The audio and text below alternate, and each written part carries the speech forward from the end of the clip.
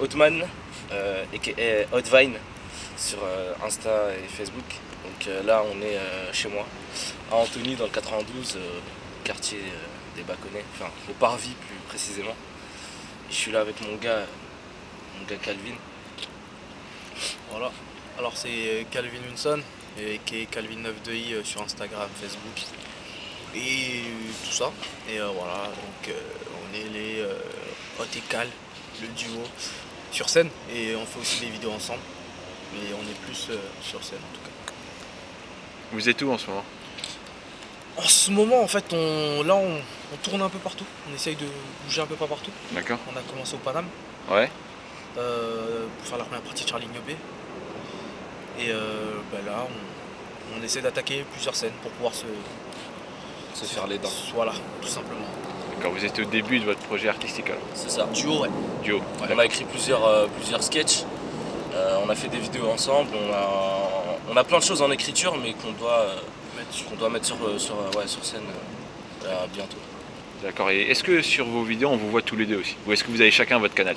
On a chacun notre page individuelle. Ouais. Donc moi c'est Hotvine et lui c'est Calvin 92i. Et quand on fait des vidéos ensemble, on les poste chacun sur nos pages. Et ça marche plutôt bien. La première vidéo qu'on a faite, elle a très bien marché. C'est ce qui nous a encouragé justement à projeter d'en faire d'autres et à écrire des scènes ensemble. Et est-ce qu'il y a un lien entre vos vidéos et la scène? Oui. Pas tout le temps, mais oui. Pas tout le temps, mais ouais. Il y a une scène qu'on a faite pour un show à Grigny, ouais. qu'on a adapté sur scène. C'était la vidéo Hypocrisie africaine que certains connaissent. Et d'autres qu'on a fait sur scène et qu'on pourrait même faire en vidéo. Donc en fait, comme les vidéos et ce qu'on fait sur scène, ça représente un peu la même chose. C'est des choses de la vie de tous les jours qu'on met en scène en fait. On peut les faire soit en vidéo, soit sur scène. Donc le lien, il peut se faire très vite, très facilement. Ok, très bien. Maintenant on va parler un peu du projet de Calvin. J'ai entendu que tu étais sur un long métrage. Est-ce que tu peux nous en dire un peu plus? Ouais, donc en fait je suis sur un long métrage, en fait ça s'appelle Soul, qui veut dire âme en anglais. Et, Saul. Soul, ouais. Et en fait c'est un film qui va parler de la cité. Ça va être un drame, c'est pas une comédie dramatique, un truc à la cité rose, non, c'est plutôt un drame. Donc là tu délaisses un peu ton côté comique, voilà, pour écrire quelque chose de plus profond. Après d'un côté j'ai pris 2 ans de cours de cinéma théâtre, il faut bien que ça paye un jour, non? C'est cher quand même. Donc oui, non, je mets plus mon côté dramatique, et ça va plutôt parler des sujets aussi, je pense qu'on n'a pas beaucoup parlé, comme les femmes policières déjà, et puis les personnes, que ce soit policiers, hommes ou femmes, qui habitaient en cité. D'accord. Donc comment ils sont repris quand ils reviennent à la cité, si c'est pas des parias ou autres.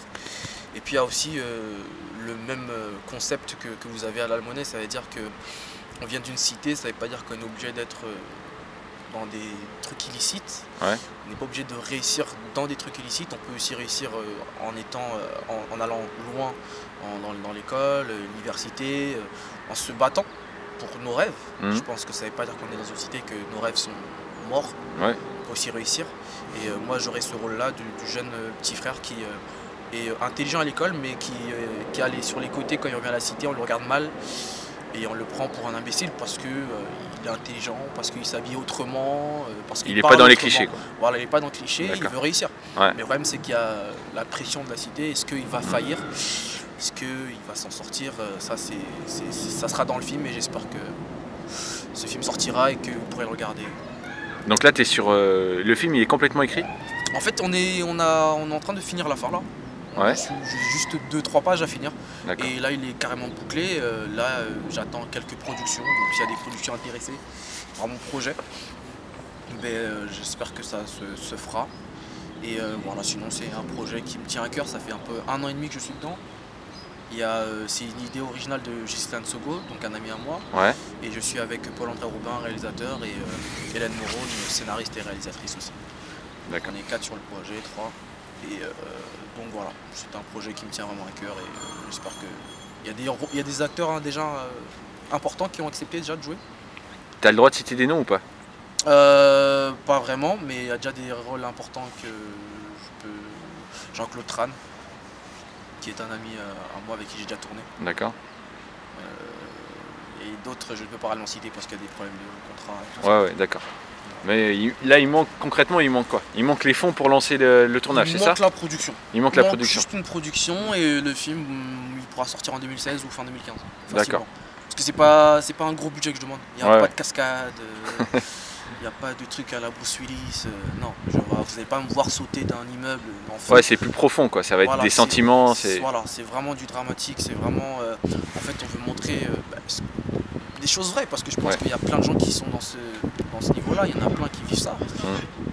Donc, je pense que il y a plein de choses comme ça qui vont arriver. Donc, je pense que voilà, vous allez sûrement. Il manque juste une production, tout simplement. Bon, bah, l'appel est lancé en tout cas. Voilà. Et sinon, plus perso, qu'est-ce que tu as comme autre projet? Alors moi j'ai le projet de Hot et Cal. J'ai le projet de Hot et Cal avec Othman. Ouais. Vraiment qui est très important pour nous parce que je pense qu'on a des choses à montrer. On a regardé sur Wikipédia tout ce qu'on a regardé sur les duos, il n'y a pas de Renois arabe. Ah c'est vrai ça. Il n'y a pas de duo Renois arabe, il y a eu des juifs et Renois comme Dionné et Lissemoun. Dionné, voilà, c'est comme ça qu'on l'appelle. Il ne faut pas parler de lui sinon après on est, attention. On est grillé. À l'almonnaie les gars. Et il y a Eric et Ramzi, c'est pas pareil. Donc voilà, je pense qu'on est le premier duo noir et arabe, je pense que déjà on peut parler. Non, il y avait un... Il y a un Renault avec une meuf, avec Amel. C'est pas pareil. Mais il n'y avait pas eu deux mecs. Ouais, nous, mais Amel. Mais eux, en fait, ils parlent des couples noirs et arabes. Ouais, on va parler de la vie entière. De la vie entière entre un comme deux potes, quoi, c'est ça? Comme deux potes de cité qui se rendent compte qu'ils n'ont pas la même. Ils ont les mêmes valeurs africaines, d'éducation, etc. Mais ils n'ont pas les mêmes coutumes chez eux. Donc moi, c'est le côté arabe et lui, c'est le côté noir.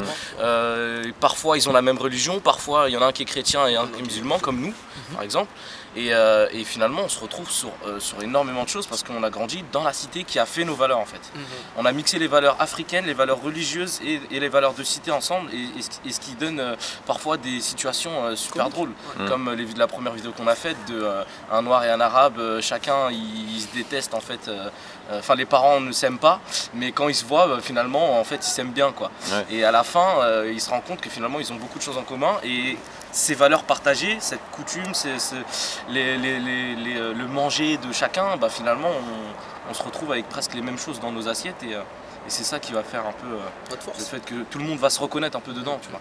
Donc c'est ça le vrai projet de votre duo, il repose sur ça. C'est un peu ça, ouais. À la base c'est comme... Sans le vouloir. Sans le vouloir, après le truc c'est que, comme j'ai vu une interview d'Awel Madani qui avait dit qu'au début, ses sketchs et tout ce qu'elle faisait c'était communautaire. Mais ça arrivait à toucher plusieurs personnes. Et nous, à cette heure-ci, on va pas se mentir, c'est vraiment communautaire. Parce qu'on sait qu'on va faire rire des Noirs et des Arabes. Tout simplement parce qu'on sait le faire. Et parce que c'est notre public aussi. Mais je sais qu'il y a dans nos vidéos, il y a des Blancs, il y a des Juifs, il y a des Pakistanais, il y a beaucoup de messages de plein de personnes. Et c'est ce qu'on a envie de toucher sur scène. Parce qu'on va faire du stand-up et des sketchs. Et on a vraiment envie de toucher tout le monde. Et je pense qu'on peut toucher tout le monde. Puis on est jeune, donc on peut toucher beaucoup de jeunes déjà. Et des mamans, des trucs, parce qu'on sait faire ça, on sait jouer ça. Et je pense qu'on a beaucoup de choses à prouver. Donc c'est aussi important, un projet que j'ai avec Othman, qui est très important pour nous deux, pour moi, pour lui. Et voilà, c'est une chose qu'on a envie de mettre en avant. D'accord. Juste pour finir sur toi, Calvin, tu vas à la fac? Non, je suis pas à la fac. Tu vas pas à la fac? Non. Donc là, titre privé, professionnellement, qu'est-ce que tu fais? Alors, je suis assistant de production. D'accord. Tout simplement. Donc, parce que pour rester dans le métier, parce que comme je suis comédien, ça fait 5 ans maintenant. Non, 4 ans et demi. Donc pour rester dans le métier, pour pouvoir faire mes castings, pour pouvoir tourner calmement, je préfère être dans le même milieu. Comme ça, quand j'ai un tournage ou casting, j'ai juste à dire à mon producteur ou à la personne, à mon boss, que j'ai un casting et il comprend. Alors que si je travaillerais autre part, peut-être qu'il serait plus difficile. Oui, bien sûr. C'est pas la même compréhension. Donc tu es un vrai professionnel de ce métier-là. Tu es en train de le devenir, on va dire. Oui.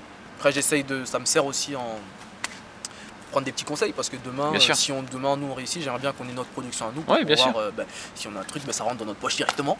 Après ça part chez les autres, tu vois. Exactement. Voilà, c'est ça. Mais est-ce que tu peux expliquer aux jeunes, il y a quelque chose d'important dans ce que tu dis, c'est que souvent on abandonne avant d'avoir vraiment essayé, avant d'avoir vraiment compris qu'est-ce qu'un métier implique. Et est-ce que tu peux juste expliquer en quelques mots, c'est important de faire un plan de carrière, d'apprendre tout ce qui est technique pour par exemple réussir dans la production. Comment toi tu vois les choses? Déjà par rapport à d'abandonner tout ça, moi enfin, j'ai toujours eu envie de faire ça. Parce que j'ai eu des rêves comme tout le monde, on a toujours commencé par vouloir être footballeur ou basketteur. Ouais. Ça s'est bloqué un moment, ouais. Donc on est parti sur autre chose. Et moi je suis parti sur le cinéma. Non, moi j'étais un grand joueur. Non, j'étais un très grand joueur. C'est pour cause de blessures. Basket, j'étais trop petit. Non, basket j'ai pas fait parce que foot, c'est trop voilà. Mais foot j'étais très bon. Ça les gens peuvent regarder la caméra et me disent. Donc c'est pas grave. Mais après je me suis rabattu sur le cinéma et tout ça. Et moi j'ai pas voulu abandonner parce que je me dis que j'ai pas envie d'être comme mes parents. J'ai pas envie d'être comme des parents, on les connaît tous, nos parents qui nous ont dit ouais moi quand j'étais petit j'étais grand footballeur, moi quand j'étais petit tu sais j'aurais pu être plus fort que Zidane. Moi j'ai pas envie de vivre dans le regret et de dire à mes enfants que moi j'aurais pu. Ouais. J'ai envie de leur dire. T'es aller au bout de tes rêves quoi. Voilà, parce que je pense qu'on a qu'une vie déjà de deux. Voilà, vivre dans les regrets pour être alcoolique, regarder les gens avec qui tu as fait des castings, tu dis tu sais moi j'étais avec lui en casting et maintenant je suis là. Tu vois, fais la chose. Parce que s'il est arrivé, toi aussi tu peux arriver. Parce que le mec, il est aussi en cité. Toi aussi tu es en cité. Il parle français. Toi aussi tu parles français. Donc si tu as un agent comme lui, tu as peut-être le même agent que lui. Pourquoi toi tu réussirais pas? Parce que vous avez les mêmes castings. Ouais, tout est possible. Tout est possible. Mais si tu as après, vraiment envie, maintenant il faut te donner les moyens pour réussir. Exactement. Et puis quand tu fais un truc, c'est bon, j'ai percé. Parce qu'il y a aussi cette phrase là qui m'énerve maintenant partout, c'est dès qu'un fait un truc, il a percé. T'as rien percé. Parce que demain je suis encore là. Donc j'ai rien percé. Il y a plein de gens qui disent ouais il a percé. Non, il n'a rien percé. Il est là comme nous. Donc travaille, fais ce que tu as à faire et laisse, tu verras ce que Dieu il va t'amener où. Mais laisse, pour l'instant toi travaille, fais ton truc, motive-toi à fond parce que voilà, c'est la motivation et c'est l'envie qui fait que tu iras loin. Sinon tu resteras à la cité et tu pourras que dire ouais j'aurais pu, j'aurais essayé. Non, fais. Si tu peux le faire, si tu as encore les jambes, la force, fais. Si ça arrête, ça marche pas. Très bien. Au moins t'aurais fait. Ok. Merci Calvin. Maintenant on va finir un peu avec Othman. On va parler de. C'est trop long. Il est bavard. J'aime trop parler, j'aime trop ça. La caméra est là, c'est gratuit. La caméra est là. La caméra est là. Mais parler. Et puis faut pas faire chier le monde. On est deux, non? Ouais, mais j'ai. Alors. Ah ok. Arrête hein. Alors. Bon Othman, on va finir avec quelque chose de complètement différent parce que tu sais que nous on n'aime pas les clichés. Ouais. Et toi non plus. Non. Donc maintenant parle-nous un peu de la passion que tu as pour le basket. Ouais. Mais plus précisément pour l'arbitrage. C'est Ouais. un projet qui n'est pas vraiment mis en avant par les jeunes parce qu'il faut des arbitres pour faire un match. C'est sûr. Et s'il n'y a pas de relève, comment on fait? Il n'y a que des vieux. Pas dans la tête des jeunes. Ouais, donc dis-nous un peu qu'est-ce que tu aimes d'abord dans le basket en quelques mots et pourquoi arbitre? Alors moi j'avais deux trucs, deux choix. Quand j'étais petit pareil je voulais faire du foot comme tous mes potes. Mais malheureusement pour moi le terrain de foot était trop loin. Mon père il m'a dit non tu restes à côté au gymnase qui est là. Donc j'ai le choix entre le hand et le basket. Mon frère il est parti au hand, moi je suis parti au basket. D'accord. Dès l'âge de 8 ans. Donc depuis que je suis rentré au club, c'était à 200 mètres de chez moi, au gymnase Lionel Terray, et comme j'habite au Bâconnet, c'était à 200 mètres de chez moi. Donc je suis allé au basket, je suis resté là-bas et tous les week-ends en fait j'allais là-bas voir des matchs au lieu de traîner dehors parce que ma mère elle m'interdisait de traîner dehors parce qu'avec tout ce qui se passait elle avait peur que moi aussi je rentre dans un engrenage bizarre et que je finisse par faire des bêtises. Normal. Donc elle m'a dit si tu sors c'est soit en bas de la maison soit tu vas au gymnase au basket, au moins on sait que tu es là-bas. Et puis quand j'étais là-bas les entraîneurs appelaient chez moi pour dire votre fils est bien ici et il rentrera à telle heure. D'accord. Donc ça c'était super important pour mes parents. Du coup comme je restais tout le temps là-bas, qu'il y avait tout le temps des matchs, finalement j'ai commencé à arbitrer quoi, pour dépanner le club, etc. Et petit à petit, à l'âge de 14 ans, on commençait à me dire t'arbitres bien, ça fait longtemps, passe ton diplôme d'arbitre, tu gagneras de l'argent. Moi je me suis dit c'est génial, tu gagnes de l'argent en faisant un truc que tu sais faire, qui est dans le basket, tes parents ils vont dire oui tout de suite alors que j'étais très jeune tu vois. Donc j'ai passé mes diplômes. Et je devais attendre 16 ans parce que c'est l'âge légal pour travailler. À l'époque c'était comme ça. Ouais. Et à 16 ans j'ai décroché mon diplôme d'arbitre départemental et du coup j'allais arbitrer dans tout le 92 des équipes, que ce soit en jeune ou en adulte. Et puis voilà, j'ai commencé à me faire un peu de l'argent légalement. Halal monnaie. Et du coup je suis resté accro à ça parce que l'arbitrage c'est quelque chose qui est compliqué en fait. Si tu veux, c'est quand on voit l'arbitre, c'est tout le temps les mauvaises décisions. On remet en c'est un question, peu le quoi. flic en fait, si tu Ouais, veux. ouais. Parce que tu vois, c'est un peu le mec qui dit non, c'est toi qui as fait faute, non, c'est toi qui as. Il est obligé de trancher. Et voilà, et c'est un peu mal perçu de la part de certains qui se disent non, non, moi je suis pas ce côté flic et tout. Parce que bon, les flics dans les cités, voilà. Ouais. Donc tu vois, c'était un peu compliqué. Mais en même temps, il faut, enfin pour arbitrer, il faut de l'audace, il faut de la prestance, il faut le truc. Et moi, c'est ce qui me plaisait là-dedans. Il faut de l'humilité, et il y a plein de valeurs en fait que moi je retrouvais dans ce qu'on m'apprenait chez moi et dans ma religion aussi. L'humilité, le fait d'être impartial, de ne pas prendre parti pour telle et telle équipe, etc. Donc ça m'a beaucoup plu. Et du coup, je suis resté accro là-dessus. Et petit à petit, on a monté de niveau. Là, tu es à quel niveau? Là, je suis au niveau championnat de France, c'est-à-dire que je peux arbitrer des matchs de National 3 garçons. C'est entre la pro et le département. Je suis entre l'amateur et le professionnel. Et est-ce que tu as envie de devenir arbitre professionnel? C'est quelque chose qui peut...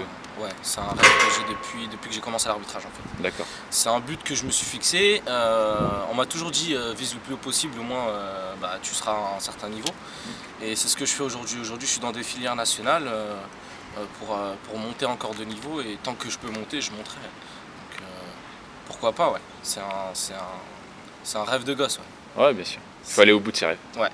Comme disait Calvin. Exactement. Donc ouais, si possible.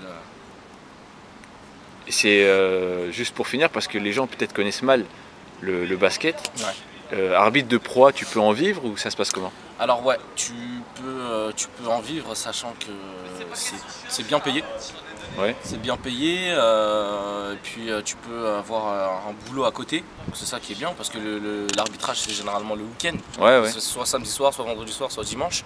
Tu peux combiner ta vie professionnelle avec un revenu supplémentaire. Voilà, presque tous font ça. Ouais. Presque tous font ça, c'est-à-dire qu'en semaine ils bossent, donc soit dans à la fédération de basket ou ailleurs, et un autre job en semaine, et les week-ends ils arbitrent. Et du coup ça te fait quasiment presque un double salaire, parce que c'est très très bien payé, et du coup ça permet d'avoir une vie professionnelle en semaine, de quelqu'un de normal par exemple, et après les week-ends d'être dans un milieu sportif et aussi gagner de l'argent là-dedans. Ok. Bah merci à vous. De rien. On retrouve dans la description de la vidéo vos pages Facebook, vos Instagram, vos dates de tournée, j'espère qu'il y en aura. Ouais, on va essayer. On mettra tout ça. Et puis à bientôt. D'accord, merci. C'est bon? Halal monnaie. C'est pas